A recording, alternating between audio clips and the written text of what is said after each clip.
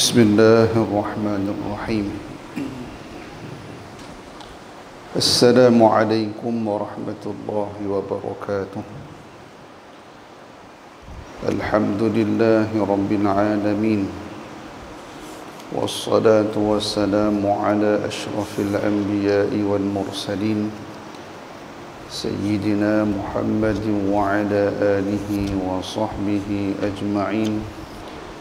سبحانك لا نحصي ثناء عليك كما أثنيت على نفسك، فلك الحمد حتى ترضى، ولك الحمد إذا رضيت، ولك الحمد بعد الرضا، ولك الحمد دائما أبدا.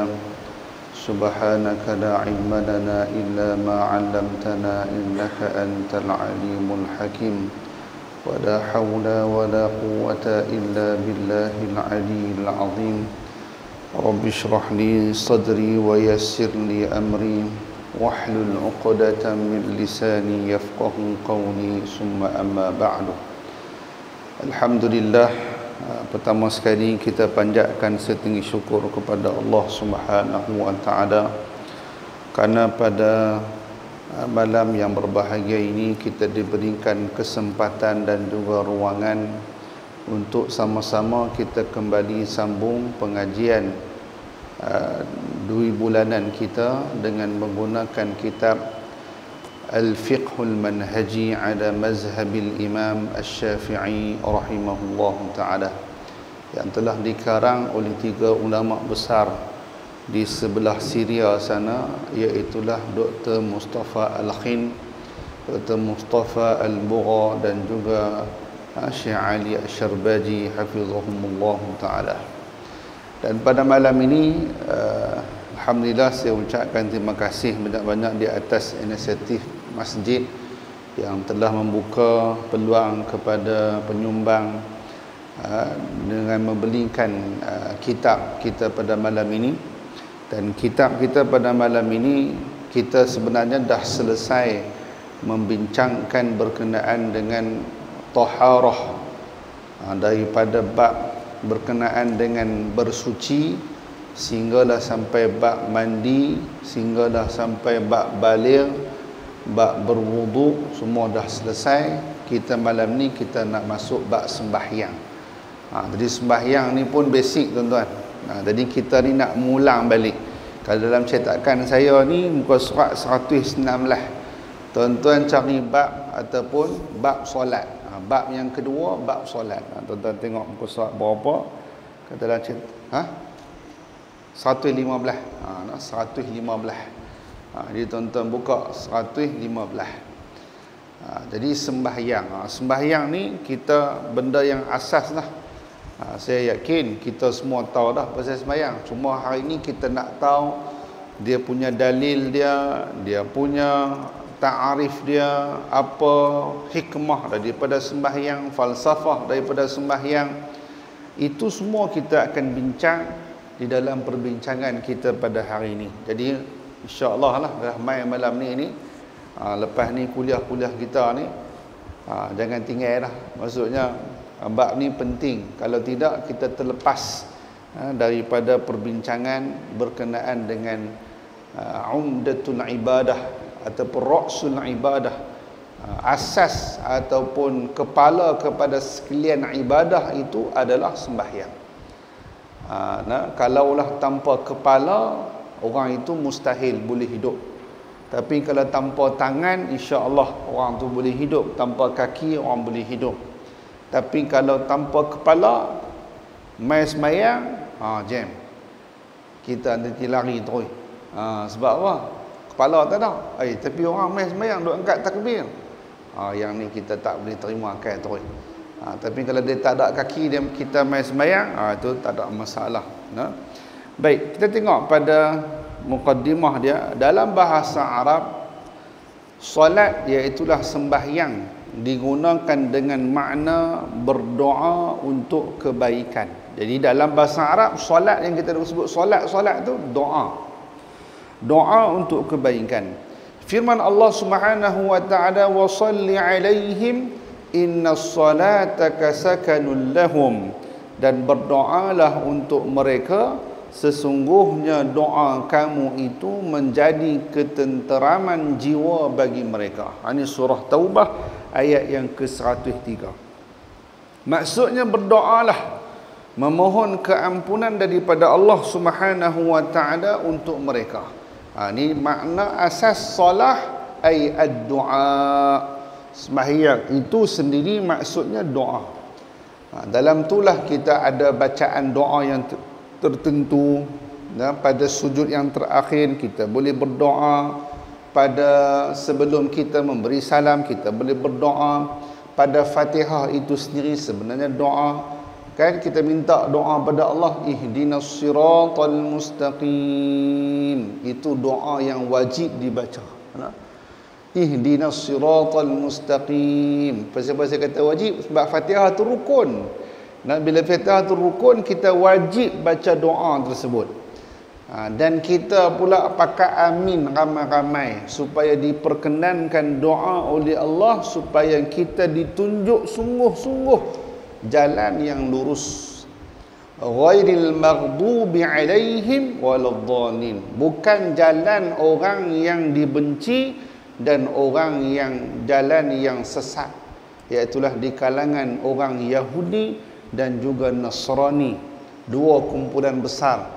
Walaupun memang ada agama yang lain selain daripada agama Nasrani dan juga Majusi ataupun Yahudi, tetapi diumumkan karena itu kebanyakan dan antara yang terlama agama di atas muka bumi ini selain daripada agama Islam. Yang mana agama Yahudi ke ataupun agama Nasrani ke, asalnya Islam juga, cuma diubah suai, dijadikan salah laku oleh mereka punya rahib-rahib mereka, paderi-paderi mereka untuk kepentingan peribadi. Itu adalah asalnya. Baik, dari segi fuqaha ataupun daripada istilah fuqaha. Apa maksud fuqaha? Fuqaha adalah di kalangan orang-orang yang faqih. Maksud orang-orang alim. Alim ni dia banyak cabang. Ada alim dalam bidang tafsir dipanggil mufassir. Ada alim dalam bidang hadis dipanggil muhaddis. Ada alim dalam bidang nahwu dipanggil ulama lughah ataupun ulama nahwi. Ada yang alim di dalam bidang balaghah. Itu dipanggil sebagai an-naqd ataupun al-adib. Al-adib, seorang yang pakar dalam bidang bahasa. Tetapi kalau yang alim dalam bidang fiqh dipanggil faqih. Dia faham sungguh. Faham sungguh tentang fiqh, tentang kefahaman yang mana dalil utama dalam masalah fiqh ni adalah Al-Quran dan hadis. Jadi nak jadi ulama yang memahami Al-Quran dan hadis ni bukan calang-calang. Bukan biasa-biasa punya kerja ni. Dia kena hafal Quran, dia kena menghafal hadis, dia kena memahami dengan baik selok-belok dalam bahasa Arab. Okay. Dari segi istilah fuqaha, ulama-ulama fiqh, ia adalah satu kalimah yang digunakan dengan makna perkataan-perkataan dan perbuatan-perbuatan tertentu yang dimulai dengan takbiratul ihram dan diakhiri dengan salam. Bahasa Arab dia macam mana? Bahasa Arab dia adalah aqwalun ataupun aqwalun wa af'alun muftatahatun bitakbir wa mukhtatamatun bitaslim. Dimulakan dengan beberapa perkataan dan beberapa perbuatan, dimulakan dengan salam dan diakhiri dengan dengan takbir dan diakhiri dengan salam. Itulah sembahyang. Jadi setiap perkara yang termasuk dalam pentakrifan ini dipanggil sembahyang. Sembahyang jenazah termasuk di dalam takrif ini. Muftatahatun bitakbir wa mukhtatamatun bitaslim. Dimulakan dengan mengangkat takbir dan diakhiri dengan memberi salam. Sujud sejadah, bukan sujud sejadah hari Jumaat tu. Sujud sejadah ni macam mana? Sujud sejadah kita baca Quran, baca surah Al-Alaq sebagai contoh, ayat yang terakhir wasjud waqtarib, kan ada tanda kubah situ kan.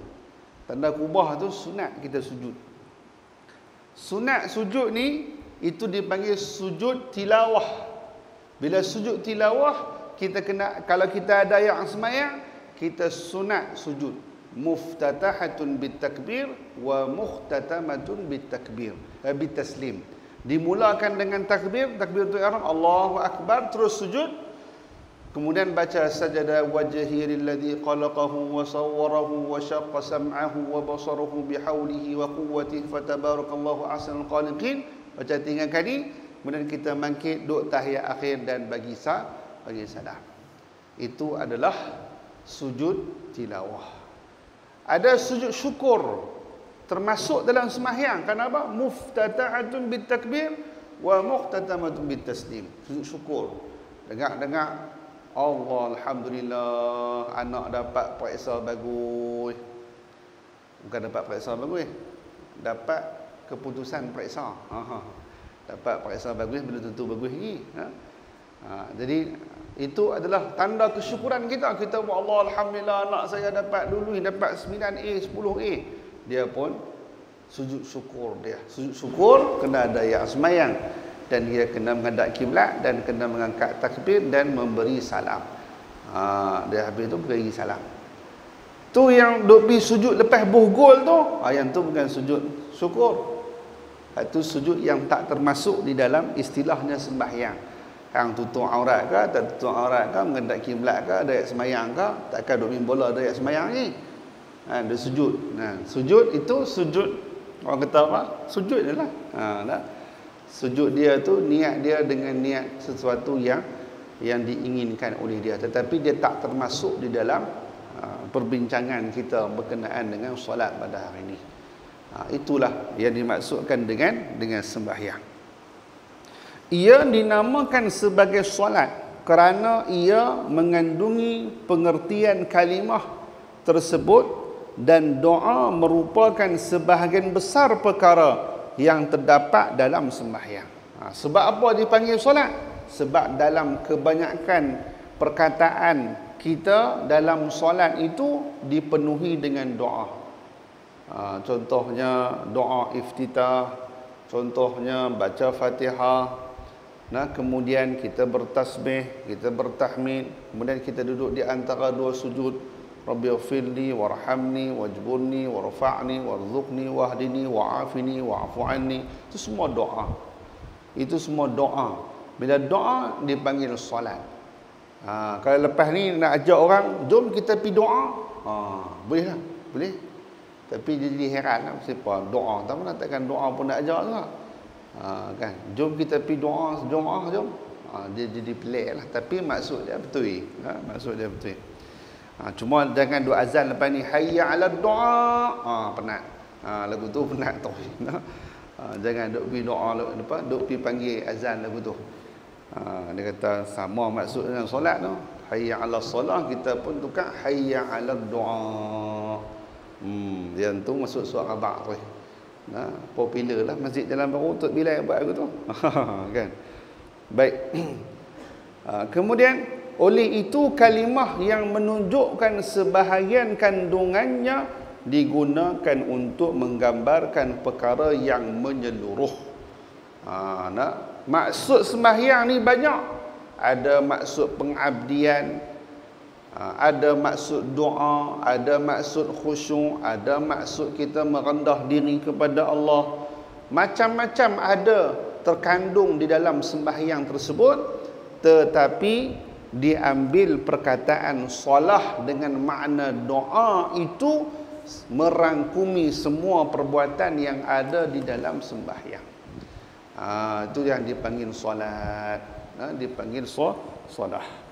Jadi kita ni sebenarnya, kita perbuatan kita sembahyang itu sudah pun dianggap kita sedang berdoa kepada Allah.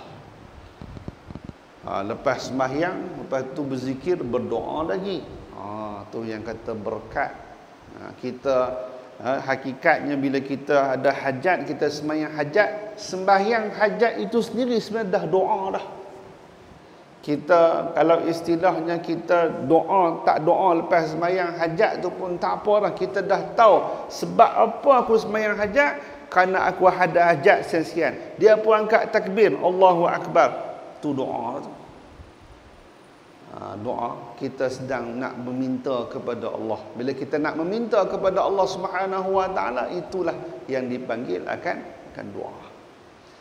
Lepas tu kita minta tanda tangan lagi doa kepada Allah, yang tu memang menunjukkan kita bersungguh-sungguh meminta sesuatu kepada Allah Subhanahu Wa Taala. Jadi kalau sembahyang ni adalah satu ibadah yang senantiasa mendekatkan kita dengan Allah Subhanahu Wa Taala. Biar kita rasa lazat dengan sembahyang. Lazat dengan sembahyang ni sangat-sangat diperlukan, kerana ibadah sembahyang Allah Taala turunkan bukan melalui perantaraan Jibril. Allah Taala bagi direct dengan Nabi kita, Nabi Muhammad sallallahu alaihi wasallam. Allah Taala bagi direct. Amalan lain, ibadah lain Allah Taala bagi ada wasilah. Jibril mai tolong ajak. Tapi ibadah sembahyang, mula-mula pensyariatan sembahyang itu yang ditaklifkan ke atas umat 5 waktu itu, Allah Ta'ala jemput Nabi mai terima sembahyang di Sidratul Muntaha, pada tempat yang tinggi yang kita siapa pun tak boleh lepas pi, hatta Jibril alaihi salam pun tak boleh sampai. Tak boleh sampai. Adakah di atas? Yang tu susah juga kita nak kata di atas pihak kita. Tapi di sisi Allah yang maha tinggi, yang maha besar, dia tidak bertempat. Macam mana pening lah kalau macam tu. Dah naik ke atas, maksudnya Allah Ta'ala atas? Tak. Bukan Allah Ta'ala ada di atas. Allah Ta'ala yang tidak bertempat. Dah bab macam tu. Dan tak kenal juga kalau kita kata Allah Ta'ala ada di mana-mana. Pun tak betul. Di mana-mana tu pun merujuk kepada tempat. Saya nak bagi contoh, kan. Saya lah ini duduk di atas. Duduk di atas apa? Atas kursi. Tuan-tuan duduk atas tak? Tapi atas tak lantai. Atas tak? Atas juga. Tapi saya lebih tinggi setakat lah ni. Bila saya tinggi setakat lah ni, saya masih berada di atas tuan-tuan. Tuan-tuan ada di bawah. Orang naik kapal terbang, kan? Dia duduk atas kapal terbang. Dia duduk atas. Dia duduk tapi dia duduk atas. Nampak tak? Dia duduk atas lagi. Kita duduk bawah. Tapi walaupun kita duduk tengah berdiri, kita masih lagi berada di bawah. Jadi atas bawah ni dia fleksibel. Dia sukar untuk ditentukan di mana atas dan di mana bawah. Contoh kalau kita sebutkan, dan pandangan ulama menyatakan bumi itu bulat, kan. Jadi siapa atas siapa bawah? Susah juga. Jadi dia pun kata sebenarnya paras, ikut betul-betul paras ni adalah berdasarkan paras laut. Kalau paras laut, contohnya kalau bumi tempat tu dia rendah daripada bawah paras laut. Tapi dia duduk di atas, masih duduk di atas daratan. Dia duduk di atas daratan, cuma dia duduk di bawah paras laut. Orang lain pula duduk di atas, tapi dia duduk atas bukit, dia tinggi lagi. Kan? Tapi dalam situasi dia tu, dia duduk, dia masih lagi duduk. Tapi duduk dia tu tetap mengatasi tempat yang lebih rendah. Jadi ini perbincangan ni kita tak boleh nak pergi jauh-jauh. Kerana apa? Kita kena nafikan senafi-nafinya Allah Ta'ala bertempat. Tu je. Kita tak payah bincang Allah Ta'ala duduk di mana, tempatnya di mana, bagaimana keadaannya. Itu tidak perlu dibincangkan. Yang pentingnya kita kena nafikan laisa kamislihi.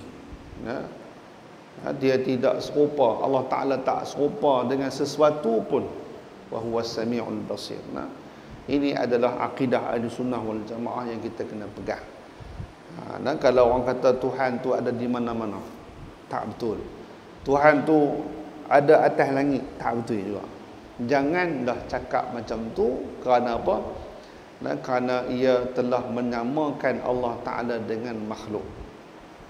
Menyamakan Allah Ta'ala dengan makhluk itu adalah satu kesilapan besar. Kalau dia cakap tu dengan sengaja, dalam keadaan dia tahu dia boleh berdosa besar, sehingga kan boleh dikira sebagai melemahkan kedudukan Allah Subhanahu wa Ta'ala. Melemahkan tu banyaklah pengertian dia. Sehingga kan dia boleh mensyirikkan Allah Subhanahu wa Ta'ala, menduakan Allah Subhanahu wa Ta'ala. Sebab apa? Sebab dia menyamakan Allah Ta'ala macam lain, sama macam lain. Baik. Jadi itulah kedudukan sembahyang. Bila kedudukan sembahyang tahap macam tu, kita jangan tinggal. Dan cuba usaha sedaya mungkin untuk kita jadi khusyuk di dalam sembahyang.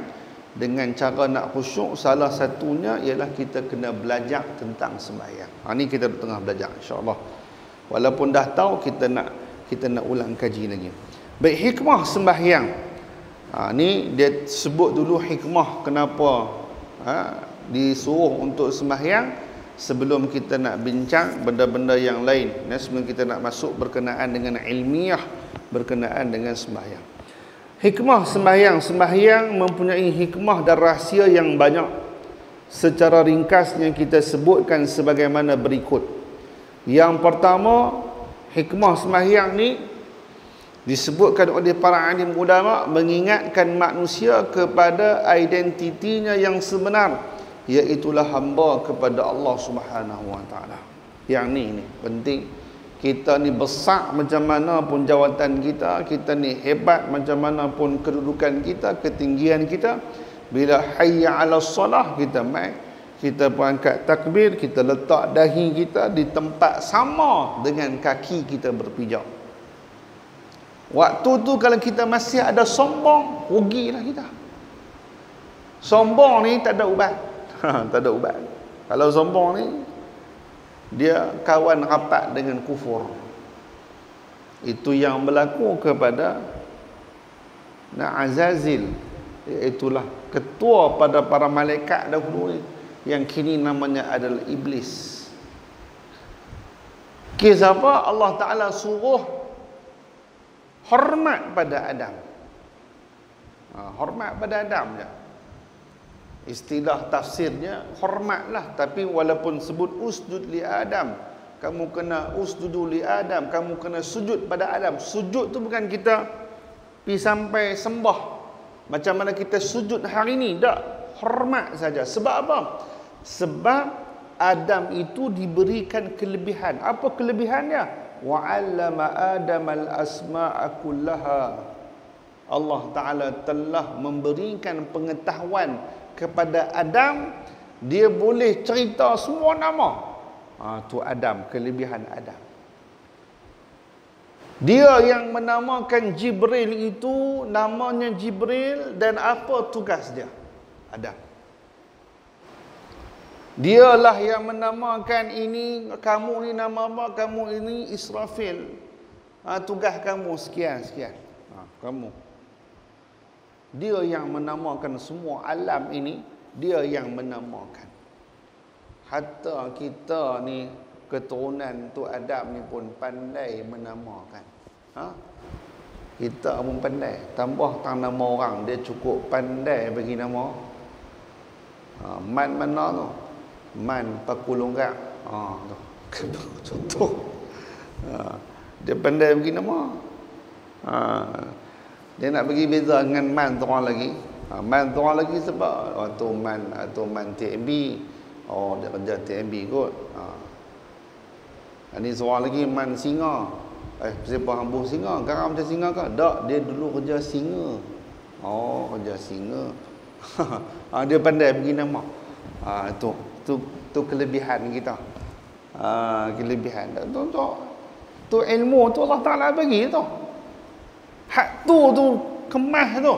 Kita boleh tahu Selat Melaka tang mana, kita boleh tahu Hulu Melaka tang mana, Ilir Melaka tang mana, peta ni nak buh nama apa, laut ni nak buh nama apa, kalau lautan apa, tu semua manusia bagi nama, Adam bagi nama. Kalau tak ada nama ni nak sembang apa ni? Nak sembang apa? Nak sembang apa? Tak reti nak sembang apa kalau tak ada nama. Masjid contohlah, kita buat ayat pasal masjid. Jom kita pi mana? Tu hak yang ada kubah lagu tu, betul ada orang duk sembahyang dalam tu. Hang sembang apa ni? Sembang apa ni? Nama apa? Nampak? Nama tu penting. Nama ni Allah Ta'ala anugerahkan kelebihan kepada Nabi Allah Adam AS. Dah tu hormatlah ni. Hang ni pun tak tahu nama hang apa.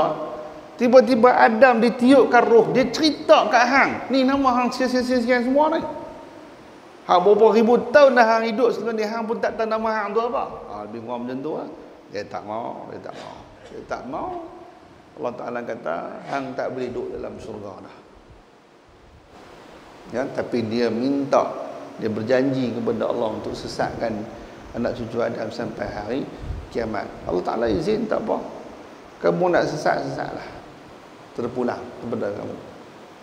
Itulah yang dia cuba nak menipu daya akan Nabi Allah Adam AS dengan Sayyidatina Hawa. Ramai orang kata iblis ni pi pujuk Adam, menyerupai memujuk akan Hawa pi pujuk Adam. Tak, sebenarnya kedua-dua orang mereka ditipu daya. Ada yang orang kata iblis dia menyelinap masuk dalam surga dengan menjadi seekor ular. Itu pun sebenarnya cerita Israeliat. Memang semua duduk dalam surga pada waktu tersebut. Duduk dalam surga. Dan Allah Ta'ala sebut, duduklah kamu dalam surga, kamu dan isteri kamu, dan jangan kamu wala taqraba hadhihi syajaratah, jangan kamu dekat dengan hampir dengan pokok ini saja. Pokok tu ulama bagi nama banyak, ada pokok kurma, ada pokok yang katanya pokok gandum, macam-macam lah. Tapi syaitan dia bagi nama kat pokok tu, dia kata ni pokok khuldi. Apa kelebihan dia? Kalau makan pokok ini, makan buah pokok ini, kamu akan hidup selama-lamanya. Siapa tak berkenan, siapa tak tertarik dengan kelebihan itu? Kita hari ini orang promote kopi apa? Kopi Tongkat Ali pun dah tarik lah. Orang kata, makan kopi ni. Dia kata, power lah. Dia kata, contoh.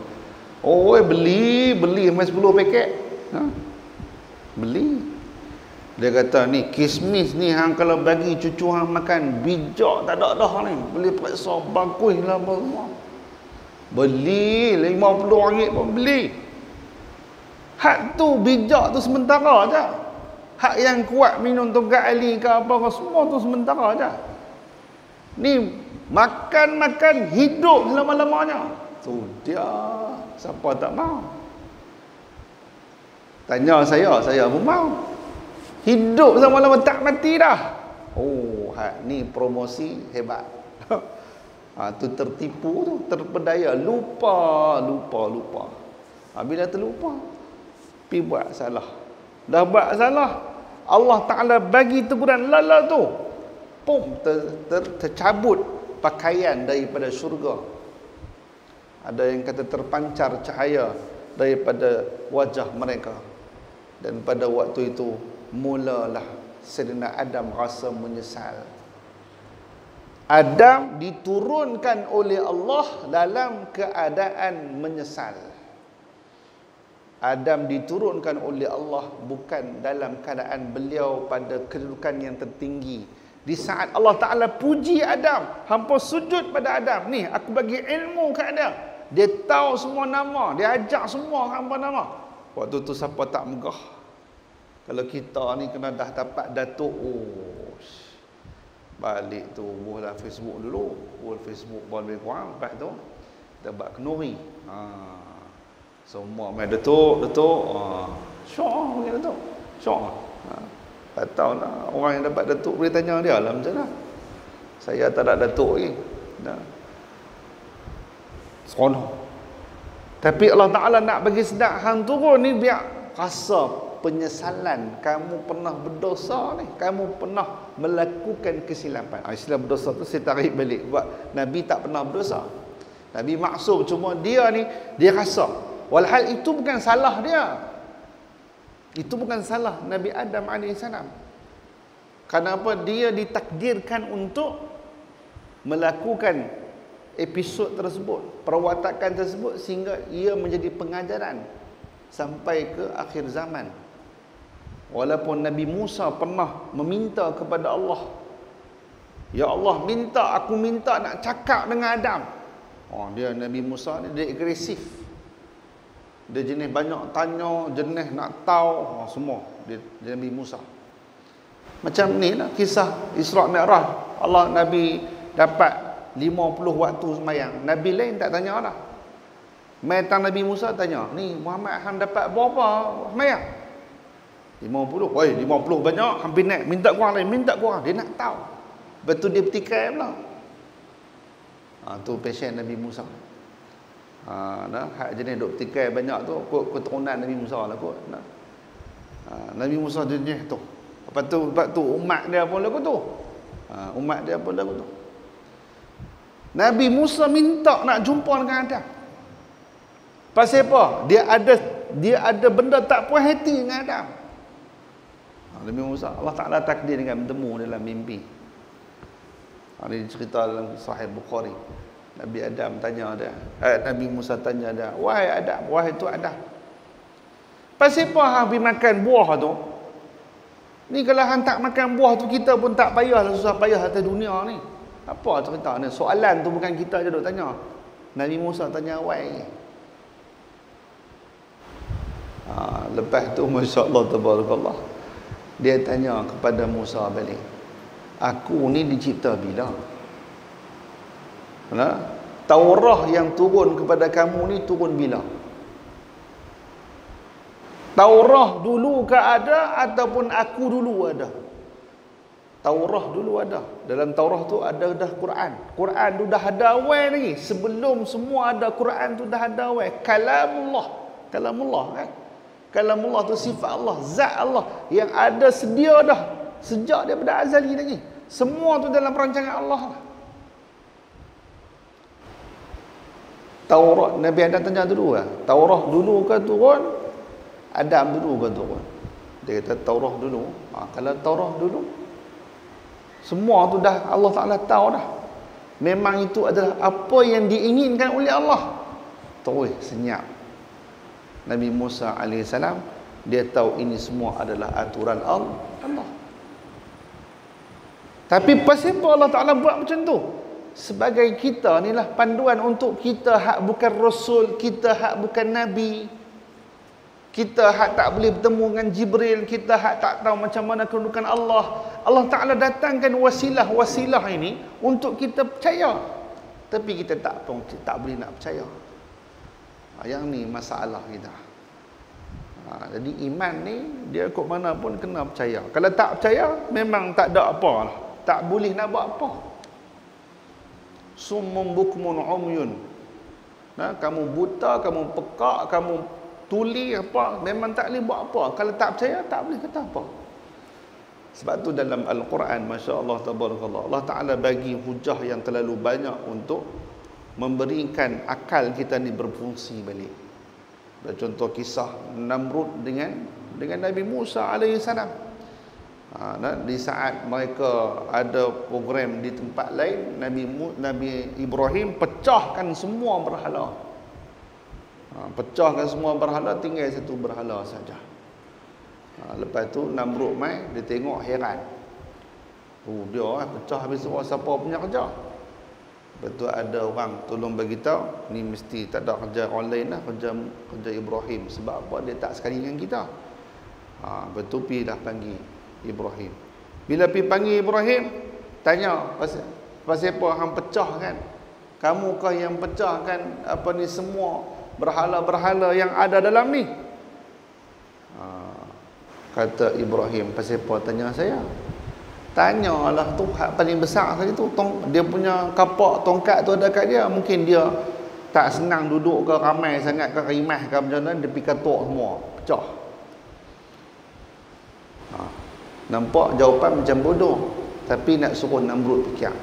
Namrud ni nampak? Namrud ni dengar-dengar tu dia marah. Kata hang ni gila ke? Dia ni bukan erti apa, duk tentunya. Dia melihat pun tidak, mendengar pun tidak, bercakap pun tidak, apa duk tentu saja, macam mana hang boleh tuduh dia? Tapi Ibrahim jawab balik, kalau macam tu mesti apa boleh sembah dia. Pada waktu tu digambarkan dalam Al-Quran semua tunduk malu, tak kata apa. Maksudnya pada waktu tu dah akal tu dah boleh berfungsi balik dah, berfungsi. Sedarlah, oh sungguh aku terlajak lah ni, aku dah terlajak. Pasal apa aku boleh pergi sembah batu hak tak ada apa faedah. Nampak tujuan dia apa? Allah Ta'ala bagi wasilahnya kepada Nabi Allah Ibrahim AS sebagai Rasul untuk sedarkan kita hak lalai ni. Lepas tu Iblis ni bisik, hang ni raja ni, takkan hang nak tunduk pada rakyat lagu tu je. Nampak dia main balik sombong dah. Cis hang ni memalukan aku, tangkap dia, bakar dia. Tu macam tu. Tera tu dah sombong, kepala pun sombong, tak boleh terima kebaikan.